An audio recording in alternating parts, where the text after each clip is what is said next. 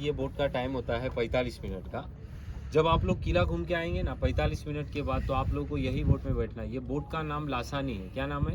लासानी। लासानी। बात को ध्यान में रखो और बोट के नाम को ध्यान में रखो, क्योंकि किले के पास जो आप लोग अभी बोट खड़े देख रहे हैं ना आप लोग, ये सिर्फ यही गांव से नहीं आते हैं, यहाँ पर अलग अलग गांव से आते हैं और ऐसे ही बोट रहते हैं। जैसा एक दिघी दिव्यागर मालूम है आप लोग, वहाँ से भी बोट आता है।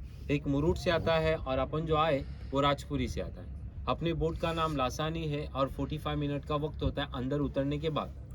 और दूसरी बात ये है, जो किला देखने के लिए आप लोग आए हैं, ये किला छोटा नहीं है। ये किला 22 एकड़ के अंदर बना हुआ है और 22 एकड़ अपने को घूमना नहीं है। किले के अंदर जो मेन पॉइंट है वो अपने को कवर करना है। 12-13 पॉइंट है जो किले के अंदर 45 मिनट में हो जाते हैं। देख के पॉइंट क्या है किले के अंदर, जैसा रानी का महल, राजा का दरबार, ये सारी चीज़ें जो है ना एक गाइड के जरिए किले के अंदर पता चलती थी, समझे ना। लेकिन गाइड जो है फिलहाल अभी हम लोग जो है वो किले के अंदर गाइड नहीं करते, मना है हम लोगों को। तो हम लोग जो है वो बोट के अंदर आप लोगों को थोड़ी सी मालूमात बताते हैं, क्योंकि अंदर जाने के बाद कोई आप लोगों को परेशानी, कोई दिक्कत ना आवे, इसकी वजह से आप लोगों को यहाँ पे बोट में समझाया जाता है, समझे ना। देखो सबसे पहली बात तो ये है कि लोगों के मन में एक शंका होती है, एक मतलब एक सोचते हैं लोग कि पानी के बीच में किला कैसे बना हुआ। लोग आते हैं बोले पहले किला बना बाद में पानी है, ऐसा नहीं है। पहले से ही समंदर है और समंदर के बीच में एक आइलैंड था, डोंगर बोलते हैं ना, डोंगर। ये आइलैंड पे किले को बना हुआ है। और किला बनाने वाले बादशाह का नाम सिद्दी जोहर था। क्या नाम था? सिद्दी जोहर। सिद्दी जोहर अपने भारत में दो आए थे, एक नाम के बादशाह दो, एक सिद्दी जोहर और एक सिद्दी मुगल। जिसने ये किले को बनाया वो जोहर, सिद्दी जोहर। और सिद्दी मुगल ये शिवाजी महाराज के वक्त में जो पनाल घर के किले पे बेरा डाला था 1662 में, ये कौन? सिद्दी मुगल। और सिद्दी जोहर ये शिवाजी महाराज, संभाजी महाराज के 550 साल पहले अपने भारत में आया था। ये अफ्रीकन नेग्रो मुस्लिम थे, तो वहाँ से यहाँ पर क्यों आते थे? वो किला बनाने नहीं आए थे, वो गरम मसाला खाते हैं ना अपन, लौंग इलायची, वो लौंग इलायची का स्पाइसेस का सेल करते थे, बिजनेस करते थे। जब भी यहाँ पर आने के ना, तो आपने आते वक्त या लौटते वक्त वो पानी के रास्ते से आते हैं ना, तो ये आइलैंड पे रुकने के वो। और आइलैंड पे क्यों रुकने के? क्योंकि ये आइलैंड के ऊपर और ये किले के अंदर एक दरगाह है, 5 पीर बाबा की, तो वो दरगाह के पास रुकने के। फूलों की चादर वादर चढ़ा के, मन्नतें दुआएं मांग के अपने कामों पे सिद्दी जोहर वापिस जाने का, हर साल ऐसे ही चलने का। वो एक बिजनेसमैन था। लेकिन एक मरतबा जब वो आया ना, तो समंदर में तूफान हुआ और तूफान का पानी दरगाह को टच हो गया। तो उसने थोड़ा, उसको बुरा लगा कि ये अल्लाह के वली है, मतलब अल्लाह का सच्चा पक्का जो भक्त बोलते हैं ना अपन, वो है, तो इनके लिए कुछ करो आप। तो लोगों ने बोले, यहाँ के जो लकड़हारे लोग थे, ये आइलैंड पे रहने वाले, हम लोग तो बोले लकड़ियाँ काट के गुजारा करते हैं, हम क्या कर सकते हैं इनके लिए। तो उन्होंने उनके प्रोटेक्ट के लिए सिद्दी जोहर ने पहले पत्थरों की दीवारों को बनाया साइड में वो दरगाह के। बाद में ये लकड़हारे लोगों से दोस्ती की, बाद में उन लोगों को ना ये जगह अपने अंडर में करके बाद में किला बनाया उन्होंने। बाहर की तटबंदी कैसी बनाया उन्होंने? तो 1118 में किले का काम स्टार्ट हुआ, 1118 में, और 1140 में ख़त्म हुआ। 22 साल में ये किले को बना हुआ, 22 ईयर्स में, 22 साल में बाहर की तटबंदी बनी, मतलब बाहर की बाउंड्री बनी। बुरुज देख रहे हैं ना आप लोग, ये 22 बुरुज बने 22 साल में। और जंजीरे किले के 3 रीज़न है। पहला रीज़न क्या है मालूम है? कि जब तक अपना ये बोट किले के पास नहीं जाएगा, आप लोग ढूंढो, इसका दरवाज़ा आप लोगों को दिखेगा नहीं कहाँ पर है। देखो दिखता है आप लोगों को दरवाज़ा? दरवाज़ा इतना बड़ा है कि उसके अंदर है ना 300-400 आदमी अंदर खड़े रहते हैं, इतना बड़ा दरवाज़ा बना हुआ। और दूसरा रीज़न, किले के चारों तरफ समंदर का सॉल्ट वाटर है, खारा पानी, लेकिन किले के अंदर बाजू में ना मीठे पानी के तालाब, इतने बड़े तालाब है कि जिस कश्ती में आप लोग बैठे ना, फॉर एग्जाम्पल ऐसे 4-5 कश्तियों को अगर अपन अंदर डाल देवे ना भाई, तो ये घूम सकती है। मतलब एग्जाम्पल है, अभी डालने का नहीं है अपने को, समझे कि नहीं, एक मिसाल बताया मैंने आप लोगों को। और तीसरा रीज़न क्या है? समंदर की लहरें जो है वो दीवारों पे टकराती है। अभी तो साइलेंस है, वरना हाई टाइड में और बरसात में इतना रफ रहता है समंदर, ये समंदर की लहरें जो है वो कंटिन्यू दीवारों पे टकराती है 1000 साल से। टकराने की वजह से किले का पत्थर जो है ना, वो दीवार विवार कहाँ से गिरी नहीं है, इसका पत्थर जो है ना सिर्फ घिस घिस के ना वो ख़त्म हो गया, मतलब खड्डे गिर गए उसको।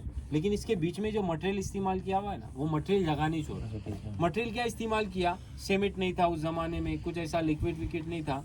गुड़ खाते ना अपन, मीठा वाला गुड़, गुड़, शीशा, चूना और समुंदर की रेत। शीशा मतलब कांच नहीं, ग्रेफाइट, पेंसिल के आगे होता है ना, वो इस्तेमाल किया हुआ है।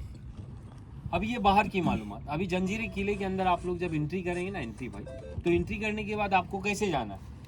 आप लोग राइट साइड में जाएंगे ना, स्टार्ट में घूमने के साथ, मतलब घुसने के साथ अंदर, तो राइट हैंड पे ही आप लोगों को वो दरगाह दिखेंगे 5 पीर बाबा की, वहाँ से आप लोगों को राइट मारना है। राइट मारेंगे तो आप लोग किले के बुरुज पे जाएंगे। ये बुरुज देख रहे हैं ना आप लोग, बुरुज पे आप स्ट्रेट भी जा सकते हैं, मर्जी आपकी है, लेकिन मेरे बताए हुए रास्ते पे जाएंगे तो पॉइंट भी देखेंगे और 45 मिनट में वापस आएंगे। राइट मार के जाएंगे तो आप लोगों को ऊपर जाने के बाद है ना हिंदुस्तान की 3 नंबर की कैनन दिखेंगे।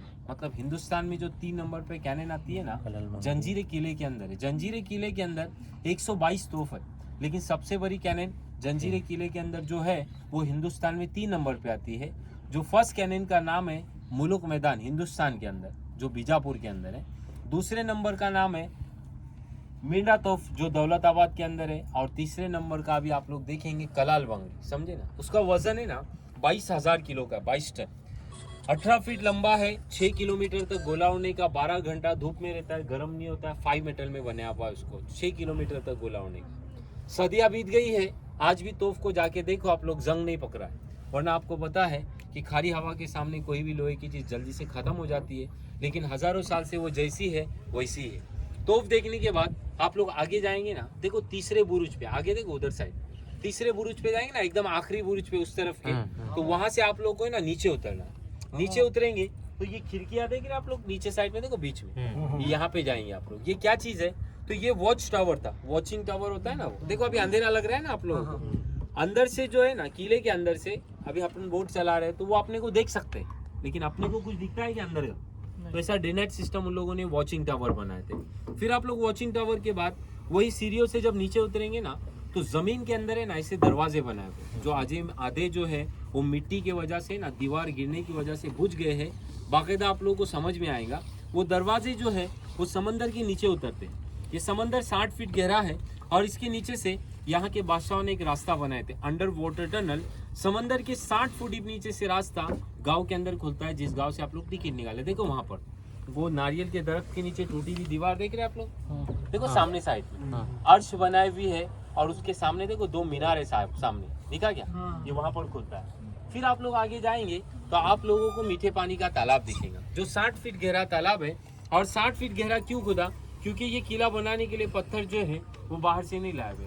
अगर किला बनाने के लिए बाहर से पत्थर लेके आते तो किला 22 साल में नहीं, 50, 60, 70 साल में भी बन के तैयार नहीं होता था, समझे ना। तो पत्थरों का जो इस्तेमाल किया हुआ है वो यही आइलैंड को काट के उन लोगों ने पत्थरों को किले को बनाया हुआ है।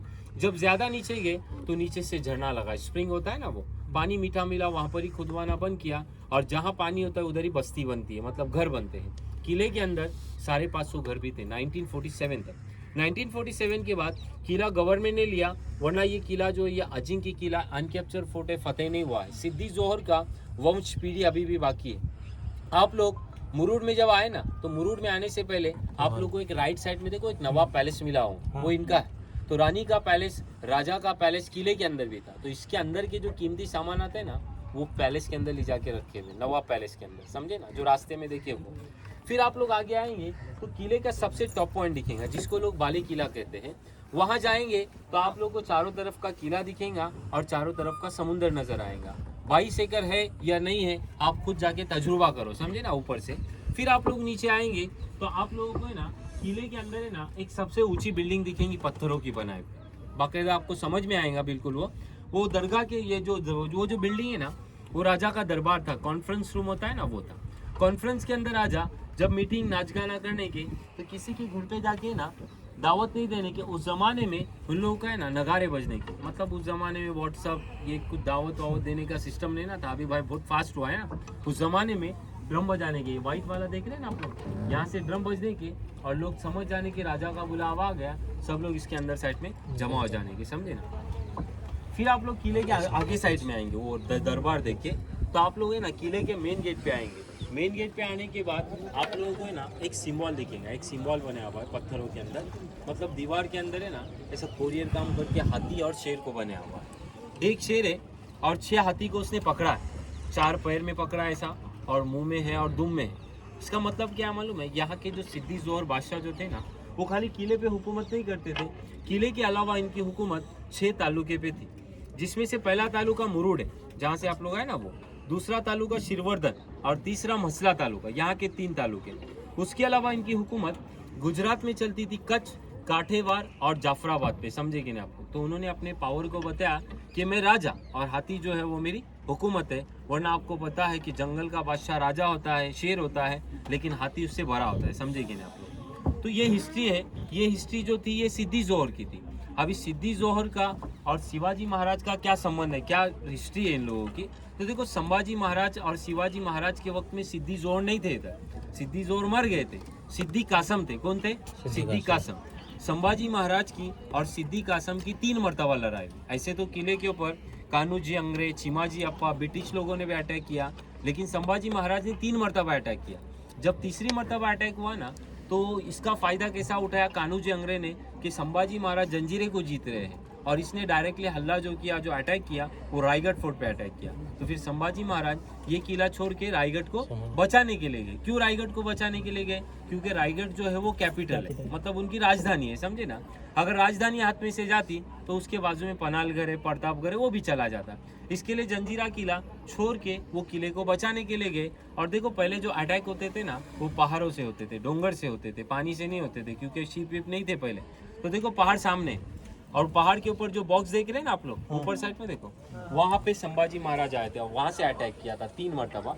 लेकिन ये किले को लास्ट तक किसी ने जीता नहीं। इसका अजिंक्य नाम, मतलब ये किले को फतेह नहीं किया हुआ, अनकॉन्कर फोर्ट है, अजिंक्य किला है। और सबसे पहली बात तो ये है कि ये किले का नाम मुरुड जंजीरा नहीं। आप लोग मुरुड जंजीरा जो सुन के आए, ये हम लोग का एक शहर है, तालुका है। किले का नाम, ओरिजिनल नाम हफसानी जजीरा है। क्या नाम है? हफसानी जजीरा। हफसानी का मतलब क्या होता है मालूम है? जो अफ्रीका के लोग होते हैं ना, काले लोग, उनको हबशी कहते हैं। और समंदर के बीच में जो एक आइलैंड होता है ना, उसको जजीरा कहते हैं। तो हफसानी जजीरा नाम सही है या मुरुड जंजीरा नाम सही है ना? आपका दिमाग क्या चल रहा है? हफसानी जजीरा, मुरुड जंजीरा नाम नहीं है, लेकिन अभी ये फेमस हो गया है मुरुड जंजीरे के नाम से, समझे? तो ये इतिहास है, यही इतिहास हम लोग किले के अंदर बताते हैं, समझे ना। Thank you. देखो, जब हम लोग किले के अंदर इतिहास बताते हैं ना, भाई थोड़ा बंद करो।